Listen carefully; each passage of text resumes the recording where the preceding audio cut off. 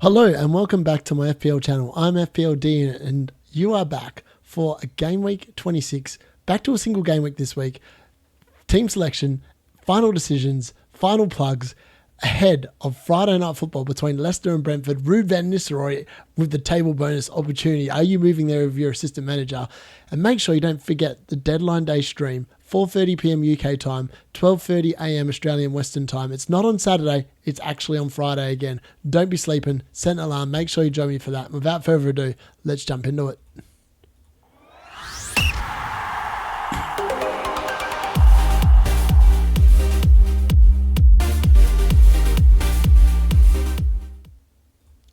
So, the assistant manager, what better place to start? A lot of people that actively watch his videos will have their assistant manager chip active at the moment. And where do you go?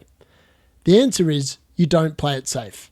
If you haven't learned anything from the first 2 weeks of the assistant manager, table bonus, if you actually use your brain and think about it for more than 5 seconds, will lead you to a manager that is not sitting there costing you 1.5 million. On the week last week, we saw David Moyes on the left, 22 points. We saw Arne Slot on the right, 15 points. FYI, Marco Silva also got 18 points in both weeks, 36. So it's insane the table bonus you get. On the left this week, we have Unai Emery, 14 points, who didn't even get a win, versus Arne Slot, 13 points, who got 1 win and a draw.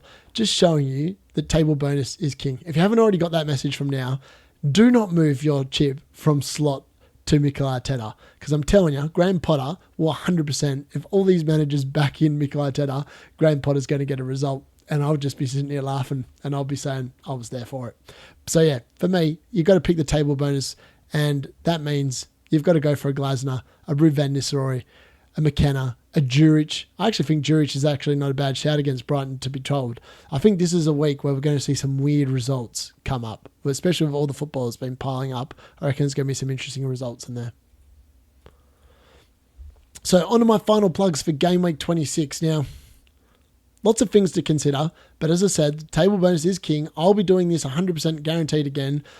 I did think briefly about keeping Unai Emery, but it's 100% probably not going to be happening. Glasner is my favourite, but Ruud, McKenna are also really good options. Benching headaches, again, across the forward 8 this week are extremely tough. We have a number of good fixtures or difficult fixtures to try and predict, and I've got a benching headache again this week. Again, it looks like it might be Bruno Fernandes who sits on the bench. It's hard backing in against my own team, but at the moment, we're just not playing very good football.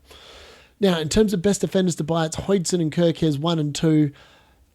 Bournemouth assets just look, they're so hot property. I think you've got to be there. Tarkowski comes in at number 3 and Mikolenko's in at number 6. Now, Everton's run for the next 4 games is really good. And Man United at home screams clean sheet and 6 points. So for me, I just think they're great options. 4, Timber, and then 5, Veltman. You cover the Arsenal defence with the cheapest available option. I'm not into spending up money on the defence. I'm looking to get rid of Trent as quickly as humanly possible. Best midfielders to buy. It's 1, Matoma. Matoma's just been in a hot run of form. 35 points in the last 5 weeks, and he's got Southampton. There's hard to back against that kind of form. 2, it's Semenyo. 3, Clive. 4, Dango. I really like the Bournemouth boys. I'm expecting them all to continue gathering points over the coming weeks as well. Number 5, it's Mbeumo with that Leicester away fixture on Friday night, which does excite me. 6, it's Nkunku, especially with the next 3 weeks. I think that he's going to be really good value there. 7, it's Trossard. And 1 year he does not feature in this because I just don't think he's a very good asset. And I feel like as soon as Martinelli or one of them's back, he's going to be the one that loses his spot first. 8, it's Bowen. I actually think that Bowen's probably just as likely as Trossard to score on the weekend, which is why I think that Potter's a sneaky shout. Alanga comes in at number 9. And number 10, we need to talk a little bit about Garnacho. With Ahmad being out for Man United, Garnacho is almost guaranteed to start 90 minutes every single week at this point in time. So you could do a lot wrong and not go there, but I just think that potentially could be an option moving forward. He might make Bruno Fernandes a little bit better as well.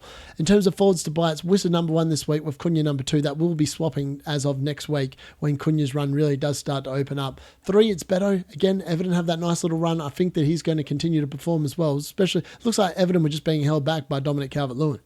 At this rate, ever since Beto came in, they've just been scoring goals for fun. Raul comes in at number 4. Mateta's in at number 5 because I do believe in Oliver Glasner, and I believe that Mateta will get the goals required to get Oliver Glasner that table bonus. So for me, I'm excited about that. And Mamouche comes in at number 6, but Welbeck can consider himself exceptionally stiff to miss out in this particular section. So, onto my team and how it went. 97 points all out in game week 25 was okay. Wasn't fabulous, and I did take a -4 here as well. It dropped my rank from 15,618 to 17,330. So still top 20k. I'm still pretty happy. The assistant manager's been going well. It's because of the fact I just didn't have any doublers. Like, I didn't have the Watkins move, and that was like 15 points. I didn't have Mateta. I feel like Wissa has literally let me down massively the last couple of weeks. And I could have afforded like Mateta quite easily, or Watkins in my team, just juggling a few things around, but I just believed in Brentford. So Wizard definitely owes me this weekend. And he owes me a massive score, like 13-pointer or something like that. So no pressure, mate. You need to sort it out. So look, covering the team, 4 points from Becker. That wasn't overly fabulous. He was on track for like a bonus point against Wolves. But then unfortunately they concede, and then he got 1 save point, and then obviously conceded twice against Villa, so only got 1 point there. So 4 points, not overly fantastic. But the double Liverpool defence has definitely worked out, because Trent got very lucky here, 13 points. He was the last man into my team, and I got him instead of Gakpo, and it's turned out that it's worked out pretty well. So I'm not overly unhappy about that. And I think moving forward, Trent's 100% going to be going from my team prior to game week 29, and so will Alisson, potentially. Or Fabianski. I'm yet to decide which goalkeeper I'm going to move, because my squad has got quite high value that I can probably move either and I'll be fine. Trent 100% is going to it in order to free up money for more money to be spent in the midfield forward line. Milinkovic, 1 point. That was disappointing. Probably got that wrong versus Robinson. I just thought that his goal threat might come into it, but it didn't. So in reality, it only cost him 1 point. The Kirkes losing the clean sheet late on definitely hurt, but I'm expecting them to keep some clean sheets moving forward, and hopefully he'll get involved in some attacking returns as well. Clivett, welcome to the team. 5 points on debut. Love that. A little bit more next time would be nice. You need that goal for the baby, the newborn baby. So this week against Wolves would be nice, and I do see potentially Wolves conceding a few penalties. Like, they look shaky at the back still. And Buemo, obviously this is disappointing. The 2 weeks I've had him and the 3 I've had Wissa, I got rid of Foden, and the forward moves just haven't worked. Like, those 2 boys have just done nothing in my team. So that's highly frustrating. I mean, I've literally traded Jackson, who was an underperformer, to Wissa, who's also underperforming. So look, they've combined for 4 points last week, 5 this week. They're on track for 6 this week, probably. No, I don't know. I'm hoping not. Hopefully this is the week where they get combined like 25 points or something like that. I'll be pretty happy then. Mo Salah, you can't back against this man at the moment. He literally averages 10 points per game, just over 10 points per game. Easy captaincy choice in the double game week. But now that he's no longer going to have any more doubles, potentially that means that he's not going to be captain as many weeks, and you have to actually put a little bit of thought into it. Cole Palmer continues to disappoint. 2 points. That's now 12 points in his last 4 weeks. He's averaging 3 a game over the last 4 weeks. But he's got Aston Villa away, who definitely concede goals. We saw that against Ipswich and against Liverpool. And we also saw that he's got Southampton and Leicester at home after this. There's no need to be panicking and moving him on. Isaac was disappointing, as was Newcastle in that game at Man City. I did not expect them to get spanked 4-0. And obviously Chris Wood, the Woody Woodpecker, 9-pointer. Thankfully, I didn't leave him on the bench again, but I'm actually filthy on the fact that this week was the week where Ahmad got injured before the game, because why couldn't he have done that last week when I had Wood 17 points at a first sub on my bench? That would have been really handy. On the bench, I didn't really leave much there. Fabianski, 0-pointer. Bruno Fernandes, 2 points. Probably unlucky not to get an assist, actually, because he set up Garnacho a couple of times and Garnacho just couldn't hit a barn door. Robinson, 2 points, and Hall with that 4-0 loss. I got that one definitely right. Last spot on the bench. Well done, Hall. Unlucky. And then Unai Emery, he played like Fergie's boys and David Moyes' boys, and he got me 14 massive points there. So that was another good use of the assistant manager chip this week. So I'm pretty happy with how that's going at the moment. So 36 points from 2 weeks. As I said, there's a lot to like there, and hopefully I can round it off with another big pointers this week and hopefully crack the 50-point mark with using the chip chasing table bonus. So the most likely move I am going to do, but I'll be locking this in tomorrow because I do want to sleep on it, is Unai Emery out for Oliver Glasner. And the sole reason is because table bonus has been working for me. It was the idea behind the chip was to have fun. Make FPL fun. This is a fun chip. For all the people that don't like it, you're playing it wrong. You're playing it safe. Playing it safe was not the idea of the chip. Look, you could easily play it 3 weeks on table bonus teams and get 0 points. 100%. It could happen. It could happen this week. But I've already got 36 points in the bank. Everyone that played it safe has only got 28. That's 8-point difference. That's an 8-point buffer. If they do the dumb move and move to Mikel Arteta's probably going to average about 8 to 10 points. And Oliver Glasner, if I play there, I get literally a free hit. I get a free hit like getting maybe, at the best, I could get like an 18-pointer if he wins, which is 100% what he would get if he won. 18 points. That's insane. On top of the 36, that would be 54 points versus anyone that goes from like slot to Mikel Arteta and gets like the safe 10 points. You'd end up on 36. It'd be an absolute killing. So for me, it's literally a free hit this week. It's worked out so well the first 2 weeks. I'm 100% going for a table bonus manager. And in this moment in time, I am looking like I'm going to be moving towards Oliver Glasner. Potentially, I could go Ruben Nistelrooy or Kieran McKenna. I actually don't mind. I can make a case for all the managers with table bonus this week, except probably Pereira against Bournemouth. I don't really think that they've got much hope. That's the only one I just don't see any hope in. So the benching decisions this week, these are the 4 players. So Cole Palmer, 11.2 mil. I mean, all these players on their day can absolutely tear it up. But this is what it's come down to. Like in my team, I just don't even know who to bench. Like I feel like Bruno, I had him in my team. I kept him during the red card or whatever for like the points that he got afterwards. But really for this run of fixtures, the Everton away game, the Ipswich at home game, the Leicester away game in the next 4 weeks. And I'm going to be benching him. At the moment, I've got Bruno benched. Like, this is how hard it is. Chris Wood arguably has, on paper, the hardest fixture, Newcastle away. But he's Chris Wood. The dude scores off like 0.14 XG chances. How hard is it? It's super hard to keep him on the bench. I don't rate it at all. Isaac obviously is playing at home to Nottingham Forest, and I expect them to bounce back. Newcastle, a much better team at home. So I'm expecting them to score goals, which is why Milinkovic is an easy sub onto the bench. And then Cole Palmer, I mean, Aston Villa concede goals. We've seen that against Ipswich and Liverpool. But Chelsea are in a bit of a funk, and Cole Palmer's been in a bit of a funk as well. So I'm just not sure. But like at the moment, I'm on Bruno. Let me know in the comments who you would bench out of these 4 players. Because I do need a little bit of help. So, onto the benching ratings for Game Week 26. Defenders, obviously, if you've got assets that aren't on here, I either think that you're 100% going to play them. Like, so for example, I'm 100% going to play Trent Alexander-Arnold because I'm not moving him out of my team this week and he costs 7.4 million. I'm not going to be benching 7.4 million in the defence. Otherwise, it just makes no sense. You're better off just taking a -4 if that's what you're going to do. But yeah, so essentially, Saddler's not obviously on there as well because 100% he's going to be playing in everyone's teams. And I obviously haven't included goalkeepers because I think it's pretty safe to say most people only have one playing goalkeeper. And if you've got 2, you're probably wasting money. So defenders. Arsenal defence definitely kings again this week. Kirkes, Hoydson, Mikalenko, Collins, Munoz, Robinson, Aina Hall, Milinkovic, Castagna, Guardiola and Williams. Now, I own Robinson, Milinkovic and Hall. And at the moment, I've got Robinson, Hall second sub, Milinkovic third sub. That's just how I think it's going to go. Midfielders, Matoma and Bournemouth, Bournemouth mids, Trossard and Kunku, Bowen. Wanyeri comes in there. I don't think he's a good buy, but I'd still play him over this lot. Bruno Fernandes, Son, Gibbs White, Diaz, Eze. Again, if your player's not on there, it's 100%. I think they're further down the pecking order. Forwards, Wissa, Isaac, Watkins, Mateta, Welbeck, Wood, Beto, Cunha, Haaland, Mamouche, Raul, Delap, Gakpo. I just don't think Man City and Liverpool are assets I want to be playing at all this week. I just want to avoid. Outside of Salah, I just don't think there's any benefit to playing those assets this week.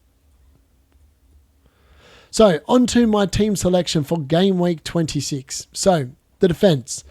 Doesn't look that good on paper. Like Alisson Becker, Trent Alexander-Arnold double up against Man City away does not scream a lot of points. Like, at all. Like, an inferior, because of the fact I've got the double up, maybe you can make a case for starting Hall instead of Alexander-Arnold and benching Trent. But I just think that 7.4 million, he's definitely the most attacking of the defenders in the game. And if I've still got him and I'm keeping him for one more week, I might as well play him. So that's my philosophy behind that. I don't really rate it too much.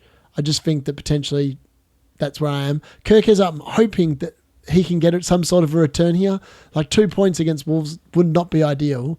Realistically, I want some sort of return from him. This and the fixture and last week's fixture were the ones I was expecting points from. I missed out last week. I really hope I'm getting some returns this week. Robinson, again, talk about the assistant manager when I reveal it, but I still think that he's better to play than Hall and Milenkovic. Like, I feel like Palace won't score like 4 goals or 3 or 4 goals. Newcastle and Forest definitely have that in them, which is why I'm starting Robinson instead of those two. So, the midfield. Bruno Fernandes, as I said, he is starting at first bench for me. I'm not overly happy about it, but I honestly can't bring myself to bench anyone else in front of them, knowing how poorly Man United have been playing. And the last time I played a Man United player over someone else on the bench, it was Chris Wood sitting on the bench for 17 points. So I just don't want to risk it moving forward.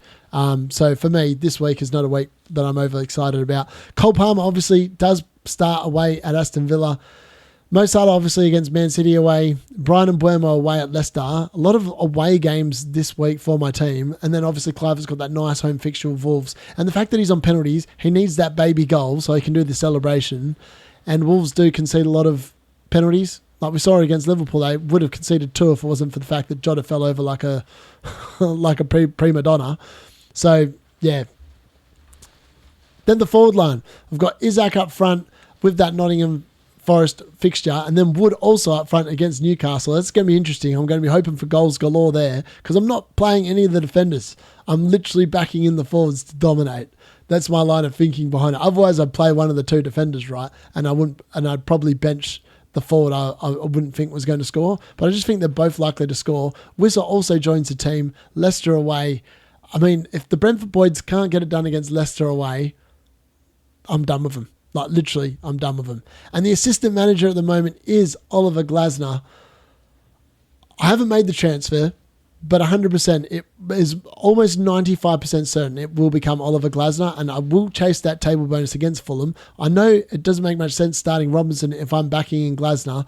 As I said, I just don't think that Crystal Palace are going to score 3 or 4, which means it's more likely to pay off than starting Hall or Milenkovic. And I still think if Fulham do score or keep a clean sheet, at least then I'm getting some points back the other way. It is kind of like hedging your bets, but it could work out both ways. Robinson could get an assist. All of a sudden, that's 4 or 5 points. Oliver Glasner gets the win. I'm sitting there laughing and everyone's got me points. So that's what I'm looking. That's how my team is selected for Game Week 26. Let me know if I've got anything wrong in the comments. Let me know if there's an assistant manager or what assistant manager you're moving to. Again, it has to have a table bonus. Otherwise, don't mention them. So, onto the deadline decisions that you need to be aware of and needs to be in your line of thinking. So, blank Game Week 29 needs to be behind the transfers made from now on, which is why I'm not making any this week and I'm just making the transfer because I want to target that table bonus and then I'll worry about changing my team starting next week. And Trent Alexander-Arnold or Alisson Becker are going to be, or Fabianski, one of those 3 will be the first to go. Like 100%, one of those 3 will be the first to go next week, and I'll move one of them out each week prior to 29. So, Liverpool, Aston Villa, Crystal Palace, and Newcastle United all blank, and players from these teams should be avoided or moved to avoid free hitting in Game Week 29 if at all possible. Like, that's what you need to do. 100%. Bournemouth and Wolves assets. Using transfers over the next 4 game weeks is critical. Because of the fact you're not going to have many. Not many people have banked up transfers at the moment because of the fact that we've all moved our teams around to play the assistant manager earlier than what we were intending on doing. But 2 teams of amazing fixtures from this week and beyond are Wolves and Bournemouth. That's where you need to be looking to invest. From next week onwards, Cunha, Ait-Nouri, both look like fantastic options. Bournemouth, we've already talked about their midfielders and their defenders. Even Kepa in goals are a really good option as well. I would recommend at least a total of 4 assets across both teams moving forwards. I'm actively thinking that potentially I'll have 2 Bournemouth and 2 Wolves players moving post Game Week 30. I think that's my happy spot. I'm not sure about tripling up on teams. Every time I've tripled up, it just hasn't gone that well. Even double-ups haven't gone that well, truth be fair. Assistant manager, table bonus or safe? Well, the arguments for playing safe are null and void after the slot debacle. Chasing table bonus is king, and I'm telling you, it's a lot of fun. Like, honestly, if you're backing in these underdog teams knowing it's going to get way more points, it's so much fun watching the football, and I've really enjoyed the last couple of weeks. I'm sad that it's not available all season long. I would back in an underdog team every single week. That's just my personal opinion. I like seeing the underdogs win. It's no fun being boring. Glasner looks the most realistic choice at the moment, but I have good feelings about myself, Ruud van Nistelrooy, doing some things against Brentford. I actually think, like, Brentford score a lot of goals, and I was looking at all their fixtures, and like, when they score quite a few, and when they don't score, they lose. And they barely score one. So like this game, and when they do score, quite often the other team scores as well. So it could be that they lose and it's like 4-3. Like we've seen a few games this year between like Brentford and other teams that's been like 4-3, 3-2. It could be one of them games where Mbeumo and Wissa both deliver and Ruud van Nistelrooy also delivers, but it's hard to predict that. So for me, that's why I think Oliver Glasner is still the best shout. I think Kieran McKenna is actually probably even in front of Ruud van Nistelrooy on reflection, because Spurs are Spurs, and they are rubbish. They're like Man United. Like, I back any team in to beat Man United at the moment. A ditto for Spurs. I mean, last week's game was the most boring 1-0 game you've ever seen in your life. And lastly, captaincy decisions. Do you go against Salah? And I am actively thinking about this. And if so, for me, it's Mbeumo and Isaac in that order. Now, I don't think there's anywhere else you probably should be looking, but let me know in the comments if there is. But I think those are the things we need to answer ahead of the Game Week 26 deadline. So don't forget, I will be live with a deadline day stream at 4:30 p.m. today, Friday, UK time, 12:30 a.m. on Saturday morning, which is very early. I'll be very tired, but I'll be there. Make sure you join. Before you go, please smash a like on the video, subscribe if you're new, and let me know in the comments if you need any help with your team prior to the deadline day stream, and hopefully I will see you there. Good luck for Game Week 26, and make sure you're rolling with that table bonus.